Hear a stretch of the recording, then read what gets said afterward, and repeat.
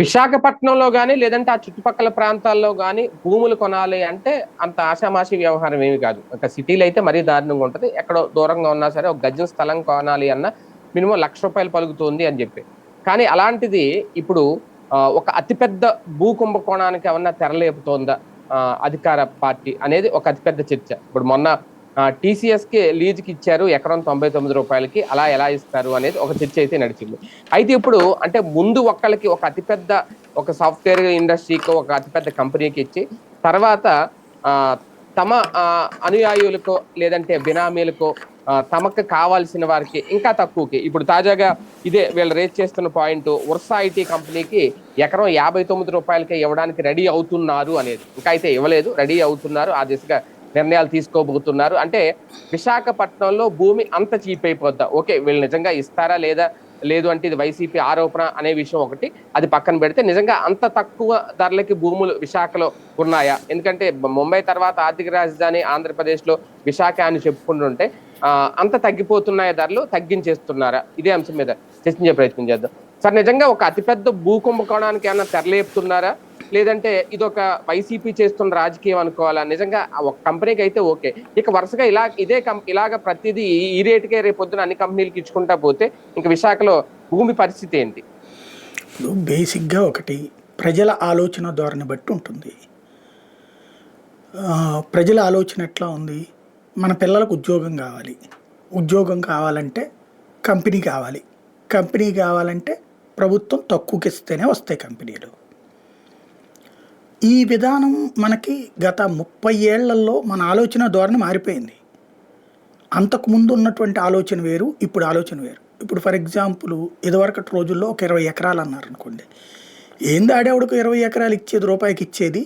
20 ఎకరాలు మనం సరిగ్గా మంచి పంట వేసుకున్నామంటే ఏడాదికి ₹1,00,000 వేసుకుంటే 20 లక్షలు, ఇదే ఏడాదికి 3 పంటలు పడినాయి అంటే కనుక ₹3,00,000 లెక్క వేసుకుంటే 23 60 లక్షలు డబ్బులు వస్తాయి మనకి.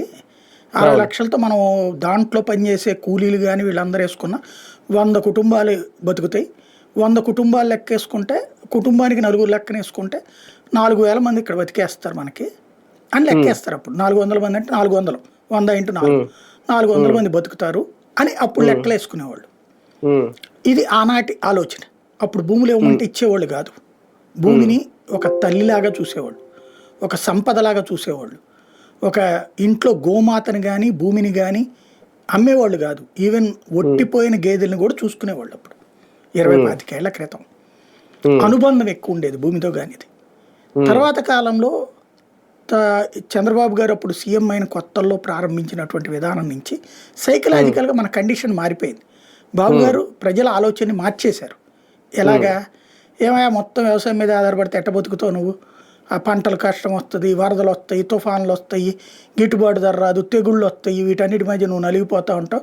ఇప్పటికి ఎన్నో తరాల నుంచి నువ్వు నలుగుతున్నావు కదా, ఎందుకు నీ బిడ్డలు కూడా అట్ట చేయడం? నీకు 3 పిల్లలు ఉన్నారనుకో, ఒక పిల్లలనేమో వ్యవసాయంలో ఉంచుకో, ఇంకొక పిల్లల్ని వచ్చినేమో ఐటీ చదివిచ్చు, ఇంకో పిల్లలు తీసుకొచ్చి డాక్టర్ చదివిచ్చు, లేకపోతే ఇంకొక ఉద్యోగం చేయించు అని చెప్పారు. ఎందుకు ఇట్లా దండగ పనులు చేస్తారని.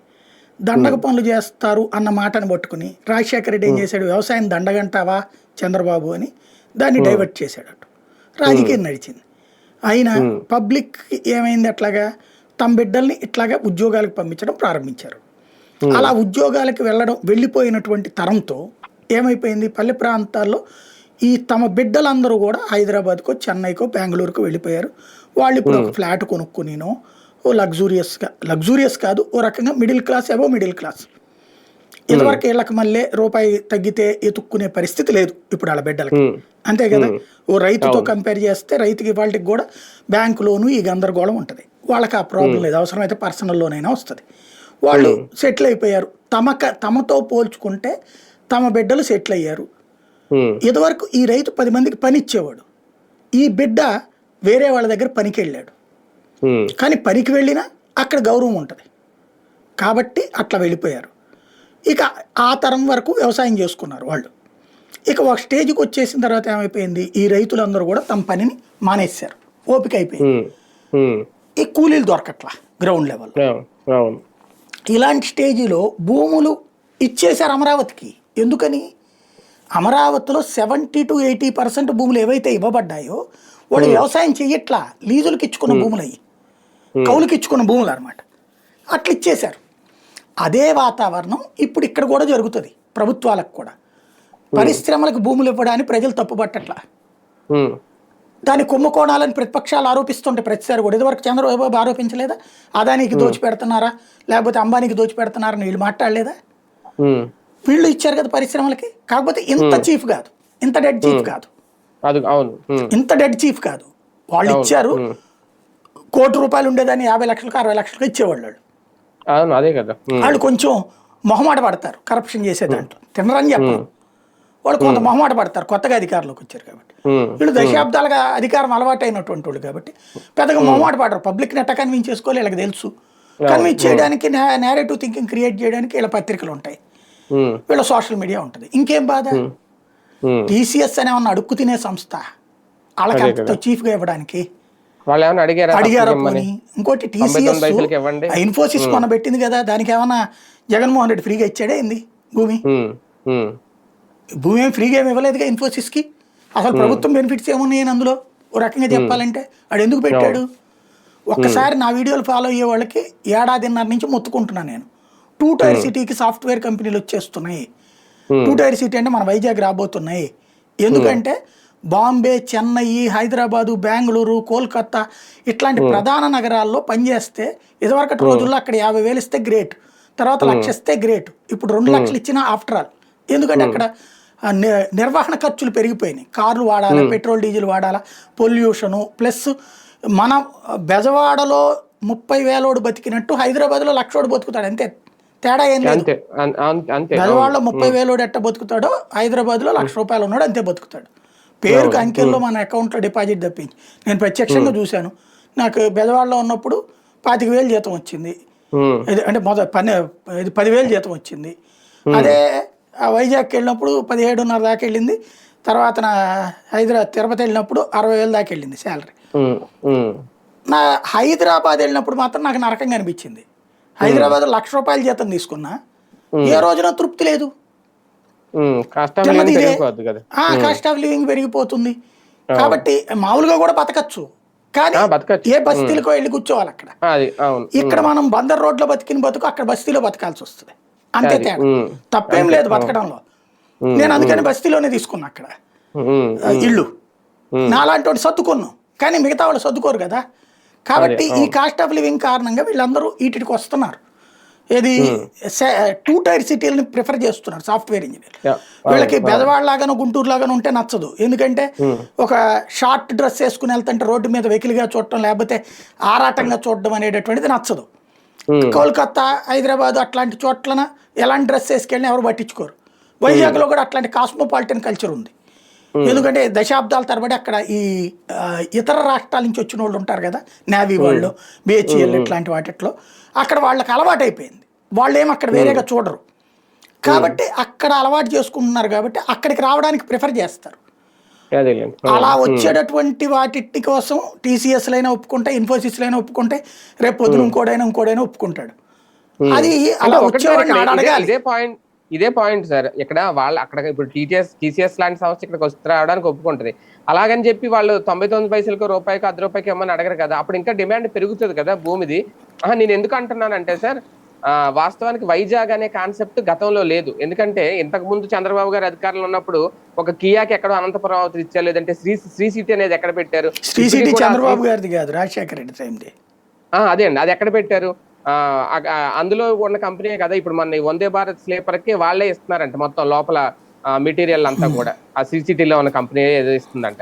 అంటే అవన్నీ అప్పుడెప్పుడు వైజాగ్ అనే కాన్సెప్ట్ లేదు. ఎప్పుడైతే మొన్న జగన్మోహన్ రెడ్డి వైజాగ్ కాన్సెప్ట్ తీసుకున్నారో, లేదంటే ఇప్పుడు అక్కడ రుషికొండ మీద అది కట్టారు, ఇప్పుడు మొత్తం ఇటువంటి సాఫ్ట్వేర్ కంపెనీలో ఈ డెవలప్మెంట్ అంతా వైజాగ్ పంపించేయాలని ఆలోచన, అక్కడ భూములను కూడా ఇలా తక్కువ రేటుకి ఇవ్వడం, దాని వెనక ఏమన్నా రాజకీయం నడుస్తుందా అనేది ఏమీ లేదండి. అసలు బేసిక్గా విశాఖపట్నం ఒక హబ్గా ఎప్పటి నుంచినో ఉంది. అంటే ఈ ప్రాంతాలన్నీ కూడా అనంతపురంలో కియా అనేటటువంటిది వాడికి అక్కడ తక్కువ రేటు కూలీలు దొరుకుతారని ఇచ్చారు, అది ఒక ఆస్పెక్ట్. ఇంకోటి వెనుకబడినటువంటి జిల్లాలు అది కాబట్టి. రెండోది శ్రీ సిటీ ఎప్పుడో అదేంటంటే అటు దాన్ని ఏమంటారు, చెన్నైకి దగ్గర, బెంగళూరుకి దగ్గర షిప్పులకి వెళ్ళిపోతాయి అట్టించి సరుకులు, కృష్ణపట్నంకి అలాగైతే అట్లాగా. మ్యానుఫ్యాక్చరింగ్ సెక్టారే సిరీ సిటీలో కూడా ఎక్కువ, అక్కడ సాఫ్ట్వేర్ కాదు. సాఫ్ట్వేర్కి ఫ్రమ్ ద బిగినింగ్ విశాఖపట్నమే. విజయవాడ ట్రై చేశారు కానీ ఫెయిల్ అయ్యారు. రాజశేఖర్ రెడ్డి ముఖ్యమంత్రిగా ఉన్నప్పుడు 2004 సంవత్సరంలో రాష్ట్ర విభజన నినాదం తెర మీదకి వచ్చినటువంటి సందర్భంలో ఎప్పుడైతే ఇక తనకు అర్థమైపోయింది, అంటే తను ఎంత ఆపుతాడు, తను ఉన్నంత వరకు ఆపగలుగుతాడు కానీ రాష్ట్ర విభజన జరుగుతుంది, ఈ లోపుగా ఈ ప్రాంతాలు డెవలప్ కావాలని అప్పుడు తీసుకొచ్చినటువంటి అనేక సంస్కరణలో భాగం విశాఖకి సంబంధించినటువంటి ప్రణాళిక. కొండల మీద సాఫ్ట్వేర్ కంపెనీలు అప్పుడే వచ్చేసినాయి రాజశేఖర రెడ్డి టైంలోనే. కొండలు ఇప్పుడు చంద్రబాబు గారి టైంలో ఫిల్మ్ ఇండస్ట్రీకి ఇచ్చారు సురేష్ బాబు ఋషికొండ దగ్గరలో. అదే ఏరియాలో ఐటీ హబ్ ఎప్పుడో వచ్చింది రాజశేఖర రెడ్డి టైంలోనే. నేనే స్వయంగా వెళ్ళి కవర్ చేశా అక్కడ ఆ కొండల పైన. అంతకుముందు చంద్రబాబు నాయుడు గారి టైంలో కూడా ప్రపోజల్ వచ్చింది. ముందు ఫిల్మ్ దీనికి ఇచ్చారు. బాబు గారి టైంలో కూడా 1-2 ఇండస్ట్రీస్ వచ్చినాయి. రాజశేఖర రెడ్డి దాన్ని ఒక యుద్ధం లాగా చేశాడు అక్కడ. ఎందుకంటే నాకు బాగా గుర్తు, అక్కడ అడవి లాంటి ప్రాంతం, అదంతా కొండలు అడవి లాంటి ప్రాంతం అయ్యేటప్పటికి చిరుత పులులు వచ్చి ఈ వీళ్ళని లాక్కుపోయాయి కూలీలు. అలా లాక్కుపోయి 2 చచ్చిపోయారు. అప్పుడు నేనే కవర్ చేశావి. ఆ కొండలపైకి కూడా ఎక్కా అవన్నీ. మీరు ఆ కైలాసగిరి దాటాక ఆ భీమిలి వెళ్ళే రూట్లో 4-5 కొండలు ఉంటాయి. అక్కడ ఎప్పుడో సాఫ్ట్వేర్ రోడ్డు పైకి వచ్చేసిన, కొండపైకి రోడ్లు వచ్చినాయి. అప్పట్లో కొన్ని ఈ సాఫ్ట్వేర్ కంపెనీలు ఇనాగరేషన్ కూడా వెళ్ళాను నేను అప్పుడు. నేను వైజాగ్లో చేసినప్పుడు రాజశేఖర రెడ్డి సీఎంగా ఉన్నాడు అప్పుడు, వెళ్ళున్నప్పుడు. కాబట్టి సాఫ్ట్వేర్ కంపెనీలు అప్పుడే ఉన్నాయి. సాఫ్ట్వేర్ వాళ్ళు ఎప్పుడు కూడా హైదరాబాద్ తర్వాత సెకండ్ ప్రయారిటీ వైజాగ్ పెట్టుకున్నారు అప్పటి నుంచి. రాజశేఖర రెడ్డి దాన్ని ప్రోత్సహించాడు అప్పుడు. అయితే ఇంత చీఫ్ కాదు, రేట్లు 25 లక్షలు 50 లక్షలు పెట్టాడు. అదే సందర్భంలో చంద్రబాబు నాయుడు అంతకు ముందు తక్కువకే ఇచ్చాడు. తర్వాతన ఇప్పుడు ఇంకా తక్కువకి ఇస్తున్నారు, నడుస్తోంది. దీన్ని పబ్లిక్ తప్పుబట్టరు నాకు తెలిసి, దీన్ని కుంభకోణం అని కూడా ఫీల్ అవ్వరు. ఇది అంటారా, దీన్ని దీంతో లింక్ చేసి కరెక్టే, వాళ్ళ ఉద్దేశం అదే అయి ఉండొచ్చు. టీసీఎస్కి ఇవ్వడానికి తప్పుబట్టరు, మిగతా సంస్థలకు ఇవ్వడం అంటారా, వీళ్ళు వార్త రాశారు కాబట్టి ఆపచ్చేమో. ఇప్పుడు మీకు ఒకసారి గుర్తుకు తెచ్చుకుంటే, అప్పుడు చంద్రబాబు గారు ఉన్నప్పుడు అనేక కంపెనీలు విజయవాడ వచ్చేసినాయి అని బోర్డులు పెట్టారు, లిస్టులు ఉన్నాయి. తర్వాత ఆ కంపెనీలు ఏమైనా కనబడలా. రేపైనా ఈ భూములు తీసుకుంది. ఇప్పుడు ఎక్కడ ఎందుకు లూలు వాళ్ళు వచ్చారండి అప్పుడు, ఇప్పుడు లూలు వాడికి ఇస్తున్నారు భూమి. నా దృష్టిలో తప్పు, వీళ్ళకి తక్కువకి ఇవ్వడమైనా తప్పే. 99 వాళ్ళకి కావాలంటే గనక 1 కోటి రూపాయలకి. అంటే ఇంకా ఒకటి సార్, ఇప్పుడు వీళ్ళ కాన్సెప్ట్ మెయిన్ బాబు గారు చెప్పిన సంపద సృష్టి అనేది ఒకటి ఉంది కదా, ఇంక ఇలా తక్కువకి ఇచ్చుకుంటా పోతే ఇంకా సంపద సృష్టి ఎక్కడ నడుస్తుంది? ఓకే, ఉపాధి వస్తుంది అనేది సంపద కాదు కదా. అమరావతిలో సంపద సృష్టి అండి, విశాఖని ఉపాధి కేంద్రం, అంతేనా? అది సాఫ్ట్వేర్ హబ్ కింద. అంటే సాఫ్ట్వేర్ కంపెనీలు అన్ని ఇంకా ఇప్పుడు విశాఖ క్యూ కొడతాయి. అందుకు మంచిదే. ఇప్పుడు ఇది జరిగింది అనుకోండి, ఇన్ఫోసిస్ వాళ్ళకి ఇచ్చారు. ఈ విషయం తెలిస్తే సరే, వీళ్ళు చెప్పినట్టు కొన్ని బోగస్ కంపెనీలు కూడా రావచ్చు, కానీ ప్రధాన సాఫ్ట్వేర్ కంపెనీలు రావచ్చుగా, దాని బేస్ రావచ్చు. ఇంకొక విషయం కూడా, ఇప్పుడు మన మీడియాలో ఎలాంటి పరిస్థితి, ఇప్పుడు చూడండి, మీరు విజయవాడలో ఒక ఛానల్ పెట్టి నడవడానికి ఇబ్బంది లేక ఎలా అయితే మీరు చేసిన ఛానల్ ఒకటి తీసేశారో, ఎత్తేసారో, అలాగే ఇప్పుడు మీరు ఫర్ ఎగ్జాంపుల్ ఒకటి చెప్తాను సార్, కాకినాడలో ఒక సాఫ్ట్వేర్ కంపెనీ ఉంది సార్, పేరు చెప్పను నేను. అక్కడ ఎంప్లాయీస్ ఇబ్బంది అవుతుంది, కనీసం ఆ కంపెనీకి వెళ్ళడానికి రోడ్లు కూడా సరిగ్గా లేవని వాళ్ళు ఇప్పుడు ఆపేసి దాన్ని తీసుకుని వైజాగ్ వెళ్ళిపోతున్నారు.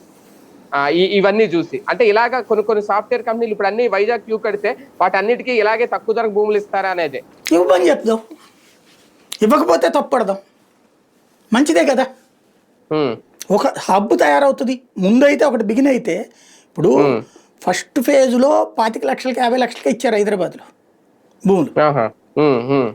ఇవాళ 100 కోట్లు 150 కోట్లకి ఇస్తున్నారు కదా, అదే బడా కంపెనీలు. అంటే ఇప్పుడు పెరిగిపోయింది. ఇప్పుడు నానక్రామ్ కూడా ఏరియాలో ఉంటాయి సార్, ఎంత రేట్ ఉంటుంది అది? అంటే ఇప్పుడు దాని పేరేంటి, దాని పేరు కోకాపేట, ఇవన్నీ ఇప్పుడు రేట్లు పెరిగిపోవాలా. కాబట్టి తొలినాళ్లలో కొన్ని కంపెనీలు వస్తే, ఇప్పుడు మీకు ఎక్కడ ఎందుకండి, సింపుల్ ఎగ్జాంపుల్ చెప్తా. రియల్ ఎస్టేట్ వాడు ఏం చేస్తాడు, ఇది రియల్ ఎస్టేట్ బిజినెస్ ఎట్లా ఉంటుందో తెలుసా? ఏదో ఒక రియల్ ఎస్టేట్ వ్యాపారం, రియల్ ఎస్టేట్ వాడు, విద్యా సంస్థల వ్యాపారం, విద్యా సంస్థలోడు, ఎవడు వ్యాపారం ఆడు చేసేవాడు. విద్యా సంస్థలో ఇప్పుడు కొత్త వ్యాపారం పెట్టారు. మీరు చూడండి, భాష్యం, నారాయణ, చైతన్య ఇట్లాంటి బడా కార్పొరేట్ విద్యా సంస్థలు ఎవ్వరూ లేని ఊరి చివరిన ఏరియాలో కొంటారు భూమి. అక్కడ 10 లక్షలు 5 లక్షలకో కొంటారు. ఉమ్, రైతులు కూడా తమ ఏరియాలో భూముల్లో విద్యా సంస్థ పెడుతున్నారు కదా అని తక్కువ రేటుకి ఇచ్చేస్తారు. వాళ్ళ అవును పిల్లలకి ఏదో ఫెసిలిటీ ఉంటుంది, ప్లస్ అక్కడ మా వాడిని కొంచెం మీ కాలేజీలో పెట్టుకోండి అయ్యా అని చెప్తారు, ఇచ్చేస్తారు. అవును. వీళ్ళు ఏం చేస్తున్నారు, ముందు ఒక 10 ఎకరాలు అట్లాగా కొని ఇన్స్టిట్యూట్ బిగిన్ చేస్తారు. ఉహు, కూల్గా ఈ 10 ఎకరాలతో పాటు చుట్టూ ఒక 500-1000 ఎకరాలు కొనేస్తున్నారు వీళ్ళు. ఉమ్, కొనేసి నిదానంగా ఈ స్కూల్ బిగిన్ అవుతుంది కదా, కాలేజీను ఇవన్నీ అవును. బ్రాండెడ్ కదా, ఉమ్, ఈ బ్రాండెడ్ విద్యా సంస్థ ఉన్న చోట ఆటోమేటిక్గా రేటు పెరుగుతుంది. స్కూల్ పూర్తయ్యే టైంకి, స్కూలో కాలేజీనో పూర్తయ్యే టైంకి వీళ్ళు అప్పుడు 10 లక్షలు కొన్నది ₹1 కోటి అవుతుంది. ఓకే. వీళ్ళే అమ్ముతారు, ఉమ్, ఉమ్, ఉమ్, వీళ్ళే అమ్ముతారు 3 వంతులు. అదే. ఒక వంతు అవును. ఉంచుకుంటారు వీళ్ళ దగ్గర ఫ్యూచర్ కోసం. ఉమ్, అవును. వీళ్ళే 3 వంతులు అమ్మేసేసి ఆ డబ్బులతో ఈ స్కూల్ బిల్డింగ్ కాస్ట్ సరిపోతుంది. అవును. ఇది ప్రైవేట్ విద్యా సంస్థలు చేస్తున్న జిమ్మిక్కు.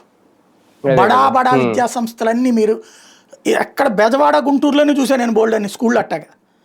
స్కూల్ పొలాల మధ్యలో కడతారు, ఓ రోడ్డు వేస్తారు అంతే, ఉమ్, ఉమ్, వాళ్ళ స్కూల్ మంచిగా బిల్డింగ్ కట్టుకుంటారు. అవి బ్రాండెడ్ కాబట్టి ఊరంతా కారులో బస్సులో పోవడమే కదా అక్కడికి. ఇంకోటి మన ఇంటి దగ్గరలో ఉన్న స్కూల్ నచ్చదు మనకి, అదే ఆ కదా. బ్రాండెడ్ దూరంగా ఉన్నదే నచ్చుతుంది. అంతే. మీరు ఎక్కడ ఎందుకు ఆవిడ గొడవపడి బొట్టారేణుక వాళ్ళ స్కూల్ ఏదో ఉంది కదా, ఢిల్లీ పబ్లిక్ స్కూల్ ఏదో, అవి ఊరి అవును. చివర్లు కాదా హైదరాబాద్లో. అంతే. ఉమ్, ఆ ఉమ్, చుట్టూ ఏరియాలన్నీ ఇప్పుడు ఎట్లా ఉంది. రియల్ ఎస్టేట్ అవును. కూడా ఏం చేస్తాడు, నారాయణ విద్యా సంస్థ పక్కనేనండి మా అపార్ట్మెంటు, భాష్యం స్కూల్ పక్కనేనండి మా అపార్ట్మెంటు, లేదా అంటారు. భాష్యానికి అవును. ఒక 1/2 కిలోమీటరేనండి, మనది దాటాకే భాష్యానికి వెళ్ళాలండి ఇట్లా చెబుతారు. అసలు అదే ఊరి చివరి ఉంటది, మళ్ళీ దానికి 1/2 కిలోమీటర్. అది వీళ్ళు ఏం చేస్తున్నారు, ముందు భూమి కొనుక్కుని ఓ 100 ఎకరాలు, ఓ 10 ఎకరాల్లో ఇన్స్టిట్యూట్ పెట్టేసి, 10 కూడా పెట్టరు, 2 ఎకరాలు 3 ఎకరాలు పెడతారు.